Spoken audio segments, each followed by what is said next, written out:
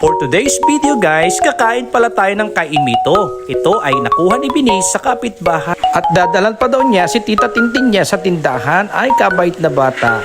Nagulat lang ako sa kanya nung pag-uwi niya dito sa bahay. May iniinda siya sa paa.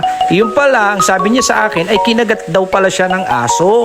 Kaya medyo nataranta ako dyan sa mga araw na yan, sa mga oras na yan. Kaya ang ginawa ko, kumuha ako ng sabon, sinabunan ko at hinugasan ko at sinabihan ko siya na dali-dali na siyang magbihis at pupunta na kami sa center kung saan ipapabaksin na namin siya. Eto nga po, dali-dali na po akong nagmamaneho. Kinakabahan nga po ako sa mga oras na yan kasi inaalala ko kung ano na yung kalagayan niya. Baka mamaya kasi masyado nang masakit sa kanya. Eto na, nandito na kami sa bayan ng Kuya Po. Naglalakad na po kami papunta po doon sa center kung saan ipapabaksin na po namin si Binis. Andito pala kami guys sa bayan ng Kuya Po sa Animal Bite Center. Eto nga po, nakaupo na po siya at medyo kinakabahan si Binis. Nako, pagmasdan po ninyo, eto na, tutusukan na si Binis. Bawal po ang manok, malalansa, processed food, hotdog, ganon, tusino, sardinas, pansit canton. Ano ba yung mga kinakain ko yung umaga? Ang binabalasan ko.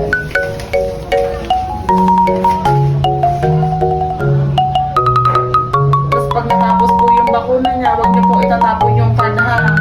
Sige ba? Reference po yun. Binili ko po yung card sa inyo. Okay. Ayun, sa wakas natapos na si Binis magpabaksin. Ngayon susunod naman si mami niya na magpapalinis daw ng ngipin. Nagpapasalamat po kami sa bayan ng Kuya Po. Kahit ni piso wala po kaming binayaran. Isa sa mga pinakamaganda dito ay libre pa lahat ng gamot. Napansin ko din dito sa bayan ng Kuya Po guys, napakalinis. At nakikita nyo yung mga motor ay pare-parehas lang ng arrangement. Hindi po binibenta yan guys.